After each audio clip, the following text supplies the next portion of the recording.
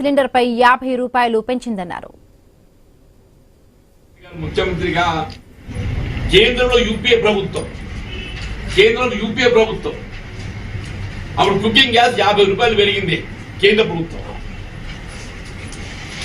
ప్రభుత్వము cooking gas 250 నుండి 50 రూపాయలు పెరిగే పరిస్థితి ఏర్పడితే ఆ పెంపు ఆర్థిక భారం వినియోగదారులపై పడకుండా ఆ 50 రూపాయలు ఏదైతే రాష్ట్ర ప్రభుత్వం భర్తీ చేసింది.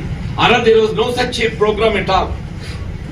అన్నాడు ఏదైతుందో ఈ కుకింగ్ గ్యాస్ సబ్సిడైజ్డ్ రాష్ట్ర ప్రభుత్వం ఆర్థిక భారం వహించడం కర్మ మీద లేకున్నారు.